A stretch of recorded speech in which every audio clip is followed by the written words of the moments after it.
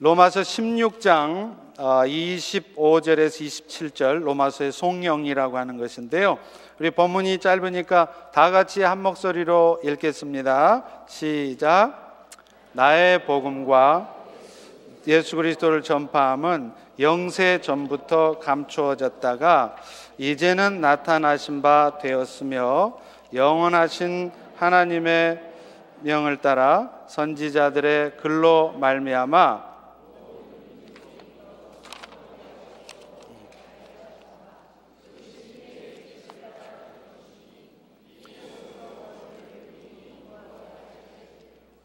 지혜로우신 하나님께 예수 그리스도로 말미암아 영광이 세세 무궁하도록 있을지어다.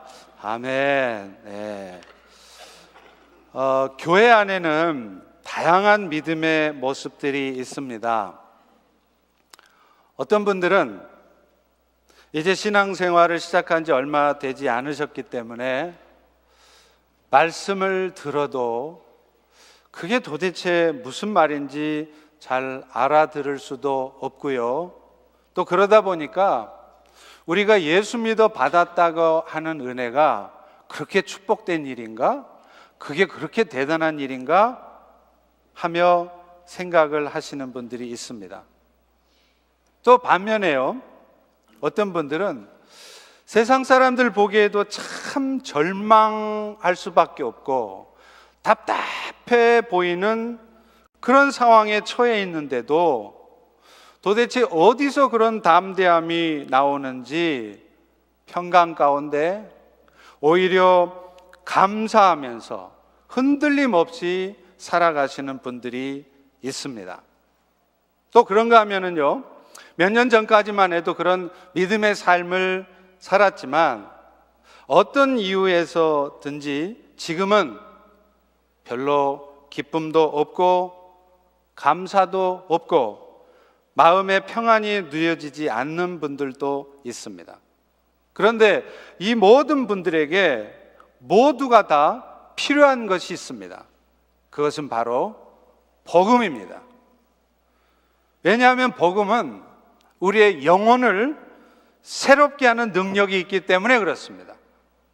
우리로 하여금 어떤 사탄의 유혹이, 어떤 사탄의 공격이 있어도 그 사탄의 유혹과 공격 앞에서 흔들리지 않을 수 있는 그런 확신을, 굳건한 믿음을 가져다 주기 때문입니다. 그리고 언제부턴가 우리의 마음속에 식어져 있던, 불이 다 꺼져버린 그런 마음들을 다시 한번 뜨겁게 회복시켜주는 것이 복음이기 때문에 그렇습니다.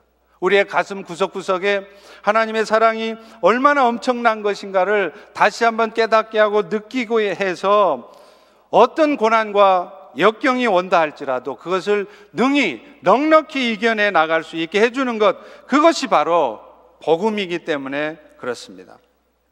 이 말씀은 만약 오늘도 여러분이 현재 살맛이 별로 안 난다거나 삶의 무게에 눌려서 아무런 소망도 기쁨도 없으시다면, 이제는 그야말로 다 포기하고 싶고 떠나고 싶고 그저 답답한 마음만 있다면, 여러분이 가장 먼저 하셔야 될 일은 어찌하든지 다시 복음의 말씀을 들어야 된다는 것이에요.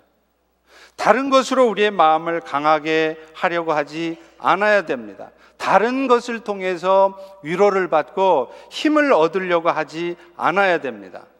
물론 우리에게도 여행도 필요하고 잠시 육체의 쉼도 필요해요. 그러나 그런 세상의 것들은요, 사람들의 말은요, 잠시 동안만 우리를 위로해 줄 뿐입니다. 우리의 삶을 근본적으로 바꿔놓지 못합니다. 결국은 우리의 삶의 주인 되신 하나님께서 우리의 영혼을 새롭게 하시기 위해서 우리에게 주신 복음, 그 복음을 들을 때만이 우리의 영혼은 다시 회복되어지고 견고케 되어지는 것입니다. 오늘 본문도 그런 이유를 분명히 밝히고 있습니다. 복음이 우리를 견고케 하는 능력을 갖고 있다는 거예요. 오늘 본문의 말씀은 이미 여러분이 읽었다시피 모두가 다 한 문장으로 돼 있어요. 그래서 분석하기가 참 쉽지가 않습니다. 그렇지만 이 말씀에, 이 세 구절의 말씀 안에 하나님의 복음에 대한 심오한 진리가 들어 있습니다. 가장 먼저 바울은요, 이 복음을 말하면서 복음은 뭐냐? 능히 우리를 견고케 하는 것이라, 이렇게 말하고 있습니다. 우리 다 같이 한번 따라서 해보겠습니다. 복음만이 우리를 견고케 한다. 개역성경에 보면 원래 이 본문이 쓰여진 순서가 원래 성경이 쓰여진 원문하고 원어로 쓰여진 순서하고 다르게 되어 있습니다. 먼저 우리 25절, 26절의 말씀 다시 한번 읽어보겠습니다. 시작. 나의 복음과 예수 그리스도를 전파함은 영세 전부터 감추어졌다가 이제는 나타나신 바 되었으며 영원하신 하나님의 명을 따라 선지자들의 글로 말미암아 모든 민족이 믿어 순종하게 하시려고 알게 하신 바 그 신비의 계시를 따라 된 것이니 이 복음으로 너희를 능히 견고케 하실 것이다. 우리 개역성경에 보면 이 복음이 우리를 능히 견고케 하신다는 말씀이 제일 뒤에 나와 있습니다. 그러나 원어에 보면 그 순서가 바뀌어져 있어요. 능히 견고케 한다는 말씀이 제일 앞에 나와 있습니다. 그래서 이렇게 해석을 할 수 있어요. 너희가 견고케 되어지는 것은 오직 나의 복음과 예수 그리스도의 전파함으로 이루어진다, 이렇게 돼 있다는 것이죠. 복음을 통한 하나님의 능력은 우리를 견고하게 하는 것으로 나타나요. 여기서 견고케 한다는 이 단어가 원어로는 스테리조라는 단어를 쓰는데 그 뜻이 뭐냐면 새로운 회심자가 잘 양육되어져서 튼튼하게 해주는 것, 이것이 바로 견고케 한다 하는 의미예요. 이제 처음 예수를 알아서 막 신앙생활을 시작한 사람들은요, 예수님이 어떤 분인지를 잘 모릅니다. 그리고 우리가 그분을 통해서 어떤 엄청난 축복과 은혜를 받았는가, 이런 거를 잘 몰라요. 그러다 보니까 신앙생활을 해도요, 기쁨과 감격 가운데 하지를 못해요. 매 주일 예배를 나오면서 오늘도 하나님이 나에게 뭐라고 말씀하실까? 오늘 또 찬양하면서 기도하면서 하나님께서 나에게 어떻게 영으로 축복하실 것인가? 그런 기대가 별로 없는 거예요. 그저 마지못해서, 마누라 손에 이끌려서, 그냥 자식들 성화에 못 이겨서 어쩔 수 없이 마지못해서 신앙생활을 하게 되는 것입니다. 그런데 그랬던 사람들이 이제 1년이 지나고 2년이 지나면 점점 예수를 더 깊이 알게 되고요, 그래서 우리가 그 예수로 말미암아서 얼마나 엄청난 은혜와 축복을 받게 되었는가를 알게 되고 느껴지게 되고 깨닫게 되어지면 그들의 삶이 바뀌기 시작합니다. 그들의 말이 바뀌기 시작해요. 그들의 얼굴 표정이 바뀌기 시작합니다.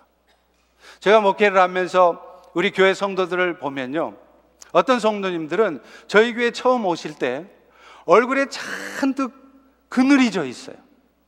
무슨 인생의 고민과 어려운 일이 많은지 세상의 모든 짐은 다 홀로 지신 것처럼 얼굴이 잔뜩 흐려져 있고 잔뜩 어두워져 있는 분들이 계십니다. 그런데 예배를 드리면서 계속해서 말씀을 들으면서 또 찬양하고 하나님 앞에 기도하면서 그 얼굴이 바뀌어져요.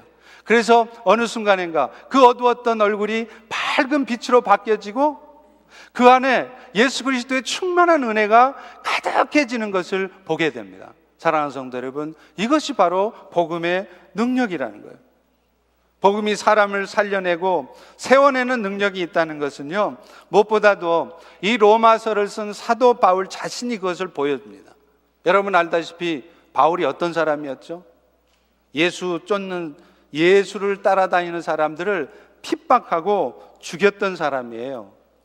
그 유명한 초대교회 순교자 스데반이 순교할 때 사도 바울도 그 일에 적극적으로 가담했던 사람입니다. 그런데 그랬던 사람이 다메섹 도상에서 여전히 예수 믿는 놈들을 잡아 죽이고 감옥에 가두려고 가다가 낯빛보다도 더 밝은 빛으로 임하신 예수님을 만나는 거예요.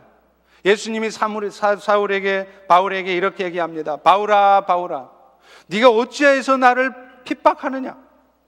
그때 바울은 어디서 소리가 들리는지도 모르는데 소리가 들리니까 어리둥절해서 도대체 당신은 누구십니까? 그럽니다. 그럴 때 예수님이 말씀하십니다. 나는 네가 박해하는 예수라. 그리고서는 예수님이 바울로 하여금 3일 동안 아무것도 볼 수 없고 아무것도 먹을 수 없고 혼자서는 걸을 수도 없는 그런 상태에 처하게 하시는 거예요. 그리고 마침내 다메섹에 있던 아나니아라고 하는 사람에게 안수를 받게 합니다. 그런데 그 아나니아에게 바울이 안수를 받을 때 어떤 일이 벌어집니까? 사울의 눈에서 비늘 같은 것이 벗어졌다는 거예요.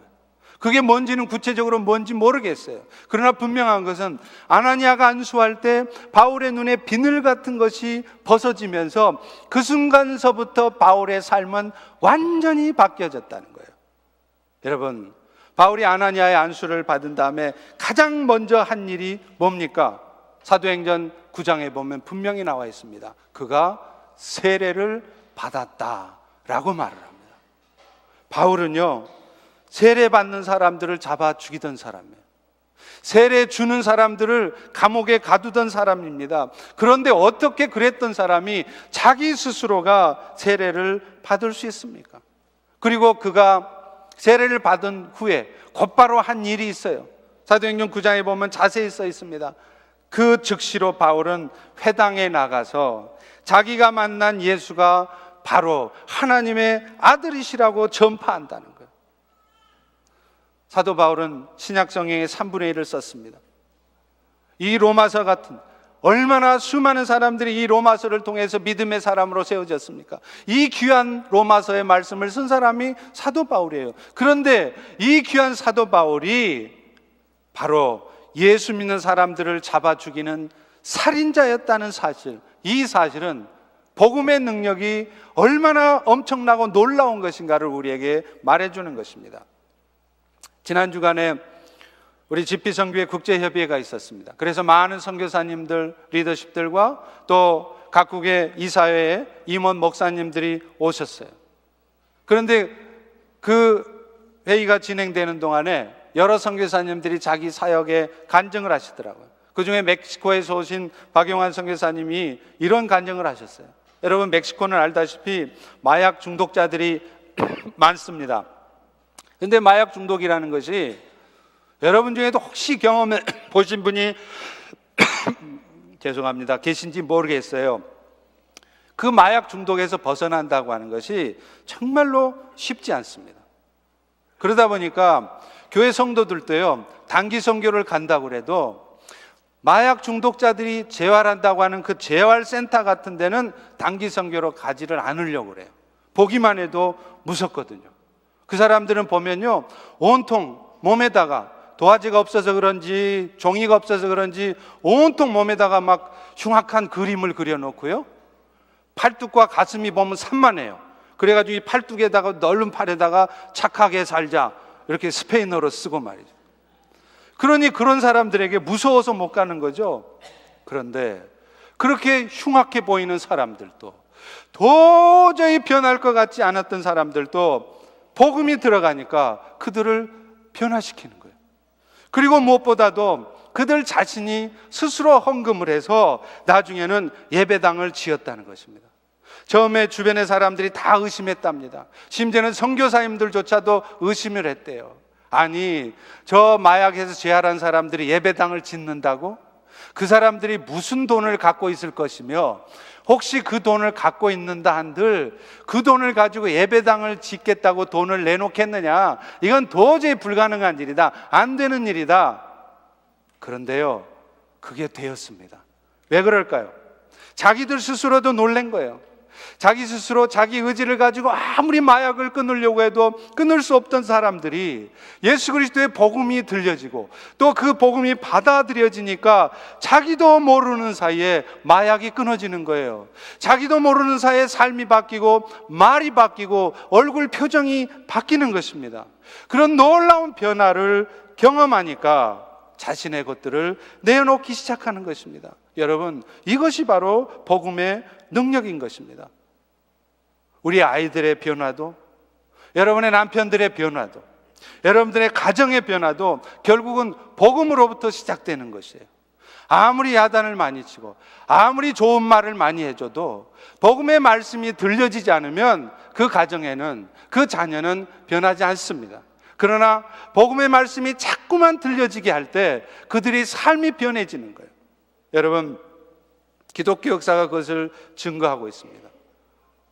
여러분이 아시다시피 예수님이 계셨을 때, 초대교회 때 엄청난 부흥의 역사가 있었죠.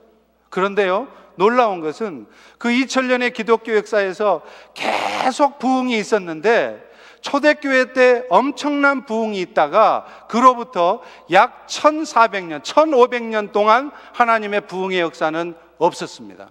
그리고 마르틴 루터가 1517년에 종교개혁을 일으키면서 그때부터 다시 부흥의 역사가 시작돼서 1500년대, 1600년대, 1700년대 웨일스의 부흥, 건초더미 기도회를 통한 부흥, 아주사의 부흥, 오늘날 20세기, 21세기 이럴 때까지 계속해서 부흥의 역사는 계속 나타나고 있어요. 근데 여러분, 왜 초대교회 때부터 마르틴 루터의 종교개혁 때까지 1400년 동안에는 부흥의 역사가 없었을까요? 그 이유를 여러분 생각해 보셨습니까? 바로 그 이유는 마르틴 루터가 종교개혁을 하면서부터 성경이 각국의 언어로 번역되기 시작했습니다. 그리고 그 즈음에 구텐베르크라고 하는 사람이 인쇄기를 발명을 해서 오늘날 우리가 쓰는 이런 종이에다가 각국의 언어로 번역이 되어진 성경을 인쇄기를 통해서 다량으로 보급하기 시작했어요. 그래서 유럽 전역에, 전 세계 그 복음이, 말씀이, 성경이 전해지기 시작하면서 다시 한번 하나님의 부흥의 역사가 일어나기 시작했다는 거예요. 사랑하는 성도 여러분, 오늘도 우리의 삶을 회복하고 우리 교회를 부흥시키고 영적으로 타락하고 몰락해가는 이 땅을 다시 한번 회복해야 하고 이 땅을 다시 견고케 할 수 있는 것은 오직 능력의 말씀, 하나님의 은혜의 복음인 줄 믿으시기 바랍니다. 그렇다면 여러분, 바울이 전한 복음, 우리를 능히 견고케 한다고 하는 복음은 구체적으로 어떤 것일까요? 바울은요, 자신이 지금까지 로마서를 통해서 계속해서 설명했던 그 복음은 바로 그리스도에 대한 전파라라고 얘기를 합니다. 사실 바울은 로마서를 시작할 때부터 그것을 이미 말하고 있어요. 그래서 로마서 1장 2절에 보면 이 복음은 하나님이 선지자들을 통하여 그의 아들 예수에 관해서 성경에 미리 약속하신 것이라 이렇게 말해요. 재미있게도 사도 바울은 로마서의 시작과 끝을 동일한 말씀으로 시작하고 동일한 말씀으로 맺고 있어요. 오늘 본문에도 나오잖아요. 그리고 그것을 바울은 복음이라고 말을 하는 것입니다. 다만 로마서의 시작에서는 그 복음이 하나님이 세우셨고 그렇기 때문에 하나님이 친히 이루신다는 의미에서 하나님의 복음이라고 말을 한 것이고, 이제 로마서의 마지막에서는 그 복음은 바울 자신이 직접 경험했고 지금도 그래서 계속해서 자기가 전하고 있는 복음이라는 의미에서 나의 복음이라고 쓴 것만 다르지 하나님의 복음도 나의 복음도 동일한 복음인 것입니다. 바울이 전한 복음, 예수가 그리스도이신 것은 예수님이 우리의 구원주가 되셨음을 의미하는 것이에요. 바울이 전하고자 했던 그 복음은 결국은 예수가 그리스도시라는 것인데, 그 말은 곧 예수가 우리의 구원주시라는 의미인 것이죠. 그것은 그 그리스도라는 단어 자체에 그 뜻이 담겨 있습니다. 늘 제가 말씀드렸던 것처럼 그리스도라는 단어의 뜻에는 기름 부음을 받은 자라는 의미가 담겨 있어요. 따라서 예수가 그리스도라는 말은 예수님이 바로 기름 부음을 받은 자라는 의미인 것이죠. 예수님이 기름 부음을 받은 자라는 말에는 세 가지 의미가 있습니다. 그것은 예수님이 바로 제사장이요 왕이시요 선지자시라는 거예요. 실제로 구약시대에 보면 오직 이 세 사람만이 기름 부음을 받았습니다. 왕인 사람들, 제사장이 될 사람들, 선지자가 될 사람만 기름 부음을 받았어요. 따라서 예수가 그리스도시라는 의미는 바로 예수님의 삼중직, 예수님이 제사장이시고 왕이시고 선지자라는 의미인 것이죠. 가장 먼저 예수님이 제사장이신 것은요, 예수님 자신이 자신의 몸을 속죄의 제물로 삼아서 백성들의 죄가 용서되게 하신 제사장의 역할을 하신 분이라는 의미예요. 여러분, 구약의 제사장들이 하는 역할이 뭐였죠? 이스라엘 백성들로 하여금 하나님 앞에 나아가서 그 죄가 용서함 받도록 제사를 드려주는 사람이었어요. 이스라엘 백성들은 1년 동안 살면서 수많은 죄들을 짓습니다. 그런 죄된 모습을 가지고는 하나님 앞에 나갈 수가 없어요. 하나님의 은혜를 받을 수가 없어요. 그래서 제사장들은 그 백성들의 죄를 1년에 한 번씩 욤키푸르라고 하는 대속죄일이 되면 제사장이 직접 제사를 드려줌으로 그 모든 백성들의 죄가 용서되게 하는 것입니다. 그래서 대속죄일이 되면 대제사장은요, 백성들이 죄가 용서받도록 하기 위해서 어린 양 염소를 잡습니다. 그래서 그 제물의 머리에 안수를 해요. 백성들의 모든 죄가 그 제물이 된 염소의 머리에 전가가 되게 하는 것입니다. 그리고서는 그 제물을 제단 위에서 불사르고, 그리고 그 피는 지성소에 들어가서 속죄소 위에 뿌리는 것입니다. 왜냐하면 히브리서 9장 22절에도 말씀하는 것처럼 율법을 따라 거의 모든 물건이 피로써 정결케 되나니 피 흘림이 없으면 사함이 없느니라. 오직 죄사함이 있으려면 피가 흘려져야 된다는 그 하나님의 약속의 말씀에 근거해서 하나님의 약속을 상징하는 속죄소 위에 제사장들은 그 약속의 근거에서 피를 뿌려주는 것입니다.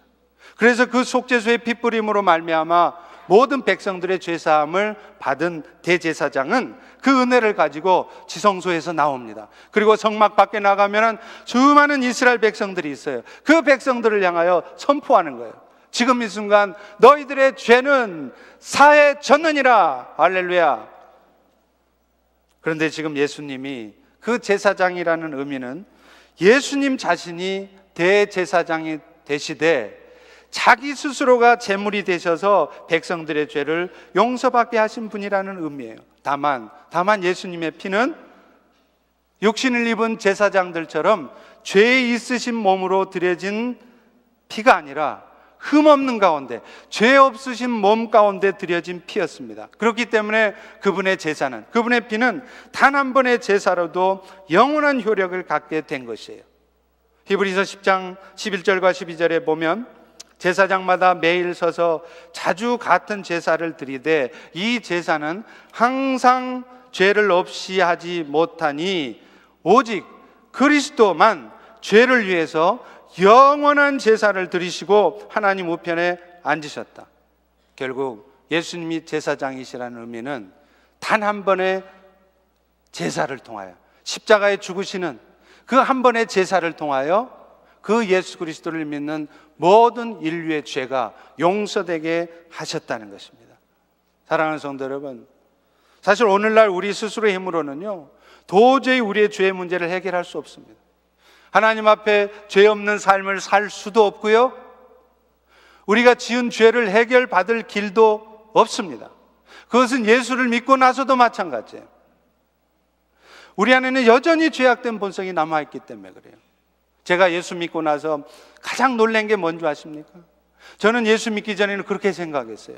누구든지 예수만 믿고 나면 사람이 완전히 바뀌어지는 줄 알았어요. 그래서 예수가 한번 들어오면 그 다음부터는 절대 거짓말도 안 하고 나쁜 짓거리도 안 하는 줄 알았거든요. 그런데 어느 날 분명히 제가 예수님을 영접했는데, 하나님의 자녀가 됐는데 며칠 후에 내가 위기 상황에 처하니까 그 위기를 모면하려고 제가 거짓말을 하더라고요. 깜짝 놀랐습니다. 아, 예수 믿고 나도, 예수가 우리 안에 들어와도 거짓말을 하는구나. 여전히 우리 안에는 악한 죄된 본성이 있구나. 그것을 제가 깨달았습니다. 40일 금식 기도를 2번을 했지만 그 40일 금식 기도를 통해서 제가 깨달은 가장 큰 은혜는 40일 아니라 80일 금식하며 기도해도 우리 안에 남아있는 그 죄악된 본성은 결코 없어지지 않더라는 거예요. 그것이 제가 금식 기도 중에 깨달은 가장 큰 은혜였어요. 로마서 3장 10절에도 얘기합니다. 의인은 없나니 하나도 없다는 거예요. 하나도 없다는 거예요. 70억 인구 중에 눈 씻고 찾아봐도 인도를 가도 중국에 가도 하나도 없다는 것입니다. 왜 그렇습니까? 우리의 목구멍은 열린 무덤이래요. 우리의 입은 저주와 악독이 가득한 자들이래요.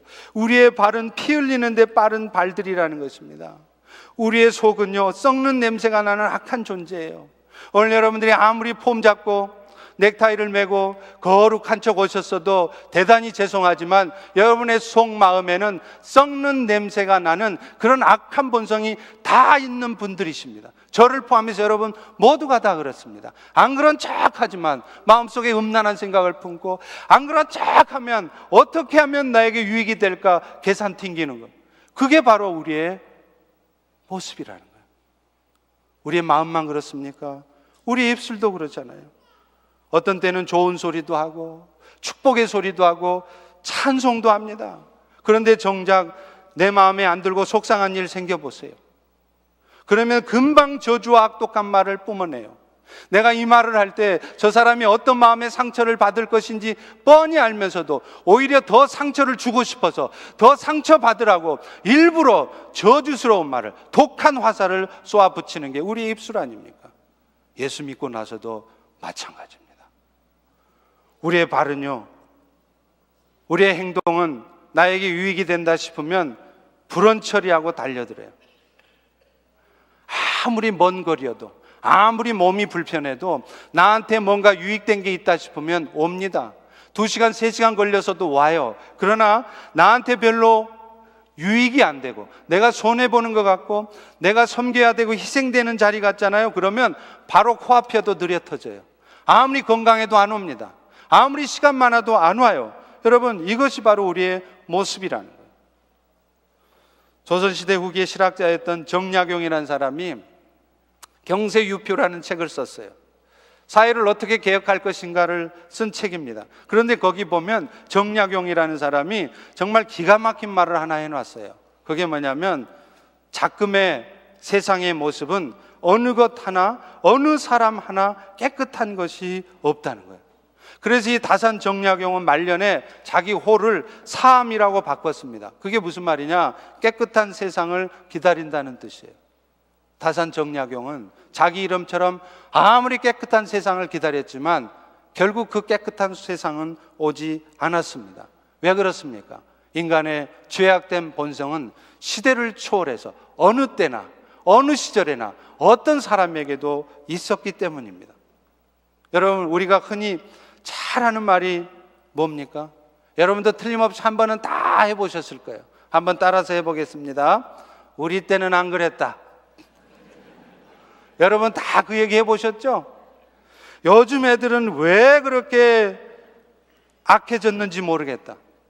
물론 그런 면도 있습니다. 사실 점점 세상이 타락해져 가는 건 맞습니다. 그런데 사실 성경은요, 지금 이 시대뿐만 아니라 조선시대에도, 아니 예수님 오셨던 초대교회 시대부터 인간이 살아가는 모든 세대는 다 악했고 어느 사람도 다 악한 모습이 있었다고 말합니다.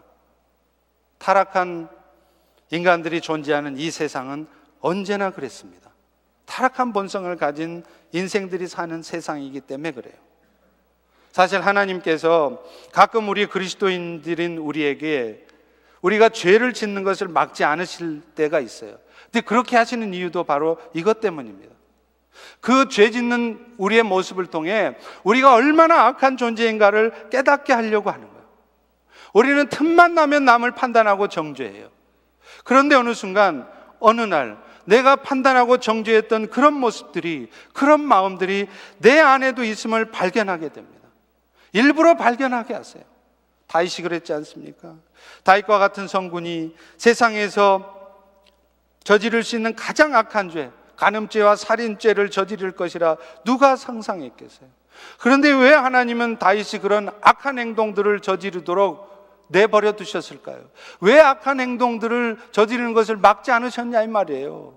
밧세바가 물 이렇게 하면서 목욕하고 있으면 앞에다 칸막이라도 쳐주던지, 왜 하필 그 타이밍에 다윗이 왕궁 옥상에 올라가서 거늘게 하다가 하필 왜 그 시간에 그 먼 거리에 있는 밧세바의 몸매가 다 보이게 하셨냐 이 말이에요.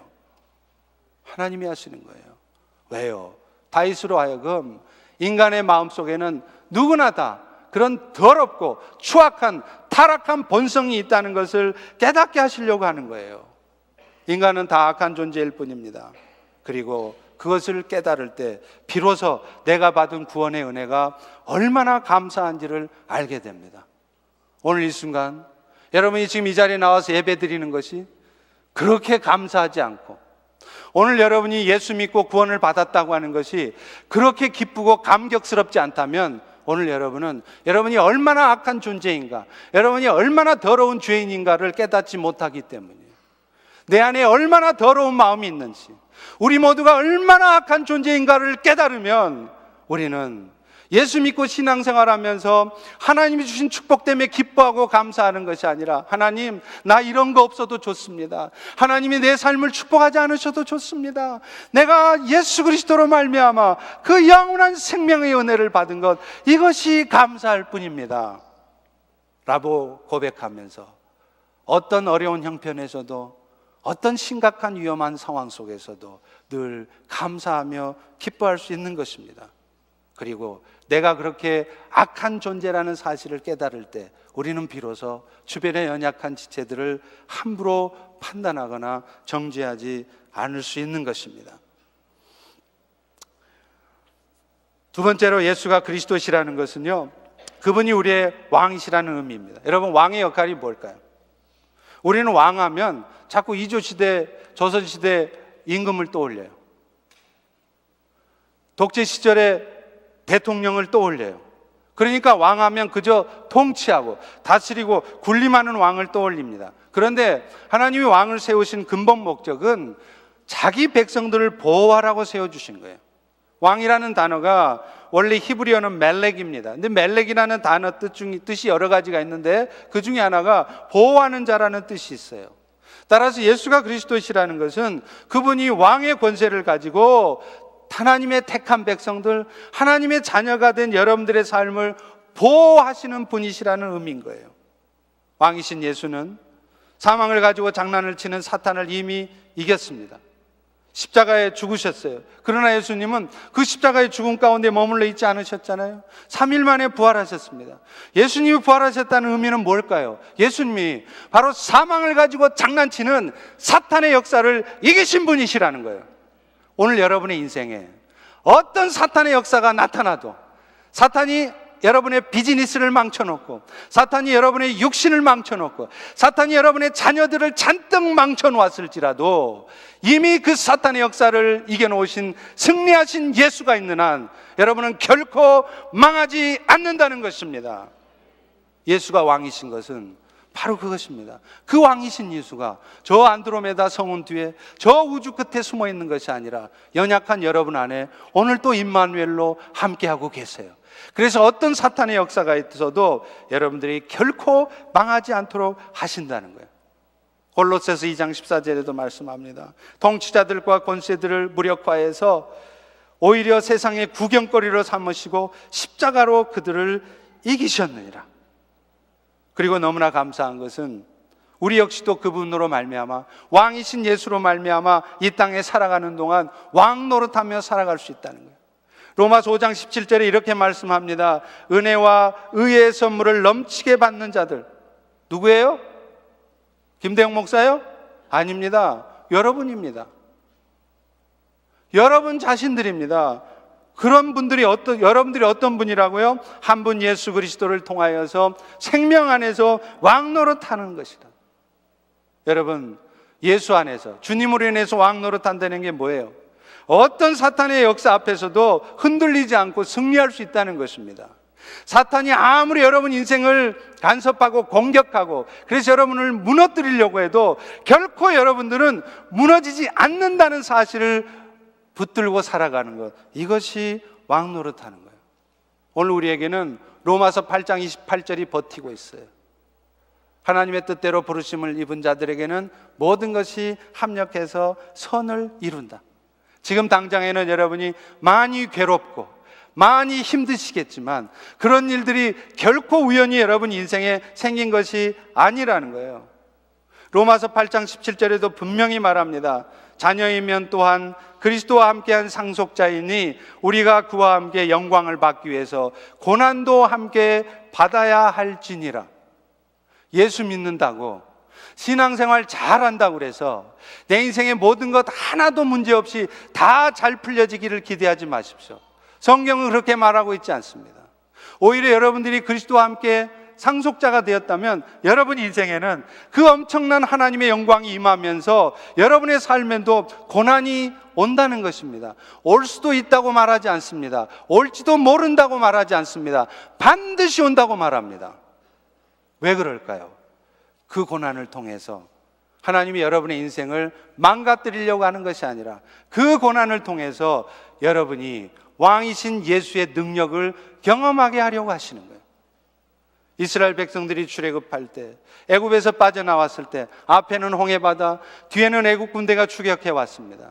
그런 절망적인 진퇴양난의 상황에 있을 때 그들은 하나님을 원망했어요. 왜 우리를 애굽에서 빼내왔습니까? 왜 나를 예수 믿게 했습니까? 왜 펠로우십 교회 오게 했습니까? 왜 나를 교회 나오게 했습니까? 내 인생이 이렇게 풀려지지도 않고 이렇게 고통스러운 삶을 살게 하실 것 같으면 뭐하러 예수 믿게 하셨어요? 이스라엘 백성도 그 원망했어요. 그때 하나님이 출애굽기 14장 4절에 분명히 말씀하십니다.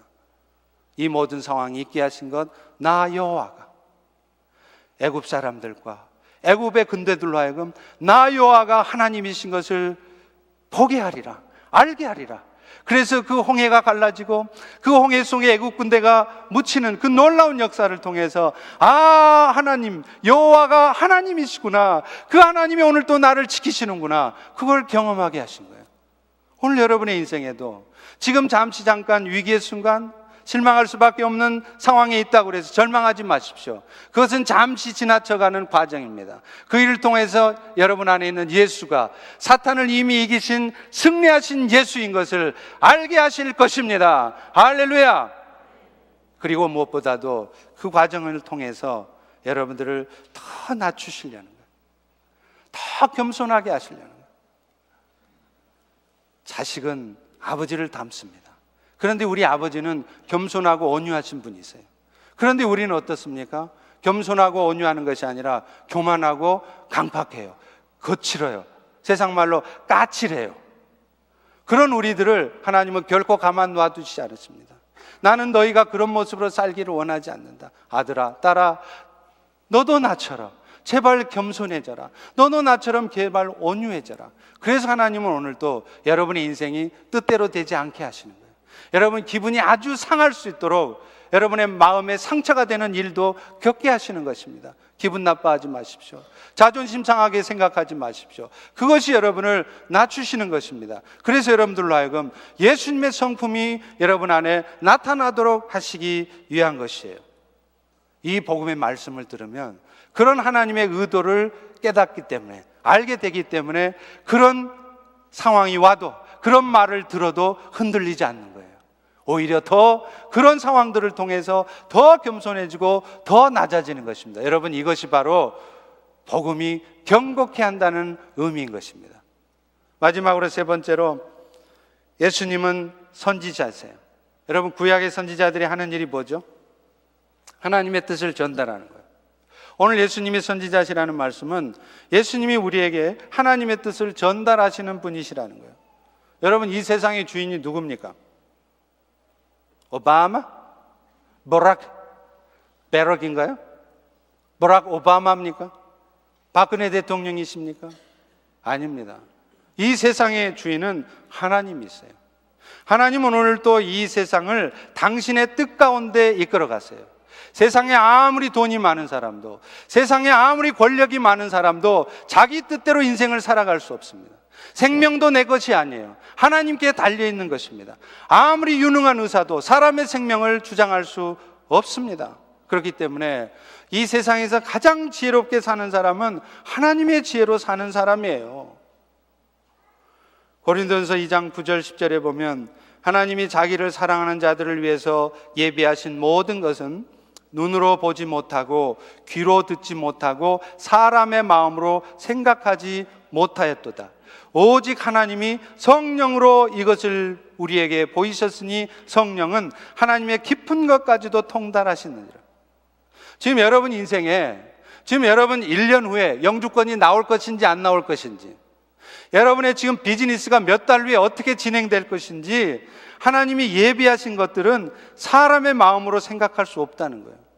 여러분의 눈으로 절대 볼 수 없다는 것입니다.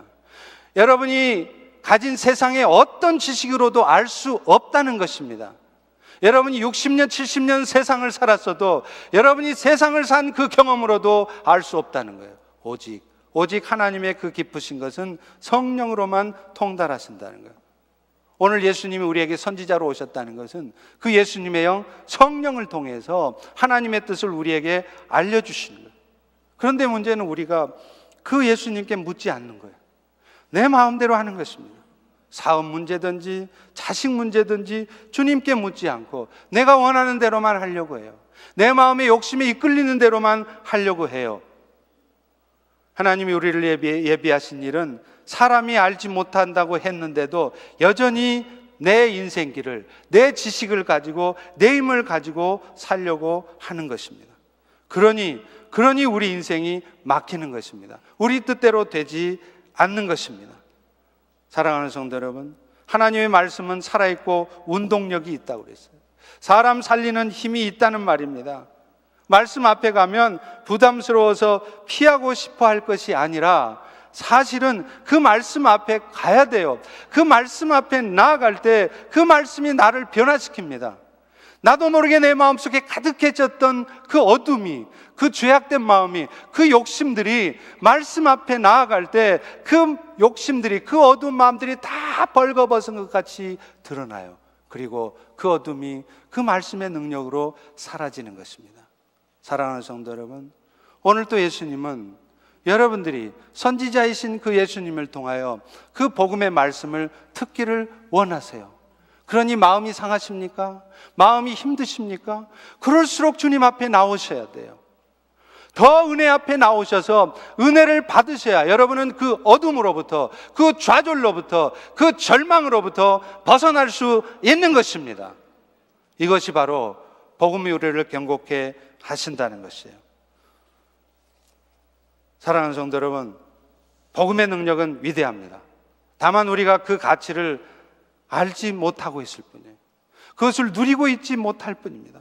하나님은 복음으로 우리를, 예수 그리스도를 믿게 하시고, 그래서 하나님을 순종하는 자로 세우셨고, 그리고 그 하나님으로 말미암아 은혜의 삶을 살게 해 주셨어요. 오늘 우리는 10년 전에 들었던 똑같은 복음을 오늘 듣고 있습니다. 앞으로도 계속 들을 것이에요. 여러분, 복음을 들으면서 뭔가 새로운 말씀을 듣기를 기대하지 마십시오. 복음은 언제나 똑같습니다. 그런데 놀라운 것은요, 그 뻔한 복음의 말씀, 늘 들어서 알고 있는 것 같은 그 복음의 말씀이 들을 때마다 새로운 것이에요. 나도 모르게 마음이 어두워졌다가, 나도 모르게 시험에 들었다가, 나도 모르게 욕심에 빠졌다가도 뻔히 아는 말씀이지만 그날따라 그 생명의 말씀이 나의 마음을 사로잡습니다. 내 마음을 그 어둠에서부터 건져냅니다. 내 영혼을 새롭게 하는 것입니다. 여러분, 이것이 바로 복음의 능력이에요. 이 복음의 능력으로 말미암아 오늘 여러분 영혼이 새로워지게 되시고, 그래서 주의 나라를 힘있게 이루어가는 여러분들이 되시기를 축원합니다. 우리 다 일어나셔서 같이 찬양하도록 하겠습니다.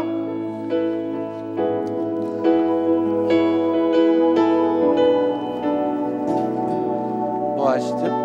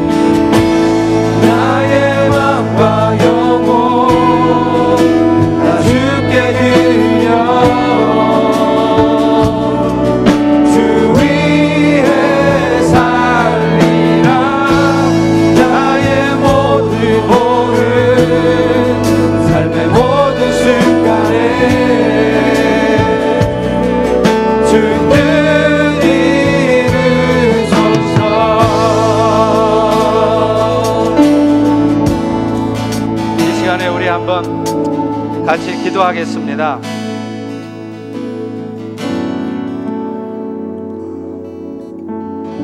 여러분은 오늘 왜 지금 염려하시나요? 여러분 마음속에는 왜 오늘 두려움이 있으시죠? 왜 여러분의 마음속에는 오늘 어쩔 수 없는 원망과 알 수 없는 분노가 있으십니까? 하나님은 절대로 결코 그런 마음을 우리에게 주시지 않습니다. 오늘도 우리 마음에 그런 마음이 머물러 있다면 그것은 사탄이 주는 마음이에요. 그 마음으로부터 벗어나셔야 돼요. 그 마음으로부터 벗어날 수 있는 유일한 길은 복음밖에 없습니다.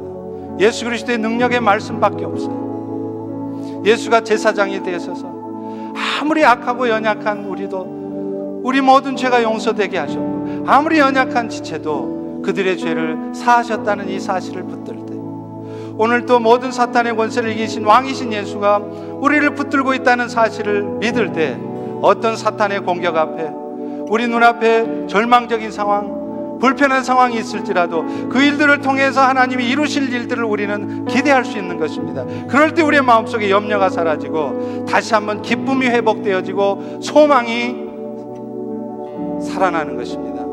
이 시간 우리 같이 기도할 때, 하나님 그렇습니다. 우리의 마음속에 그 어둠들이, 모든 염려들이 다 사라지게 하시고 이 시간 왕이신 예수, 제사장이신 예수, 선지자이신 그 예수로 말미암아, 그리스도이신 그 예수로 말미암아 우리 영혼이 회복되어지고 우리 영혼이 견고케 되게 도와주시옵소서. 우리 다 같이 통성으로 기도하겠습니다.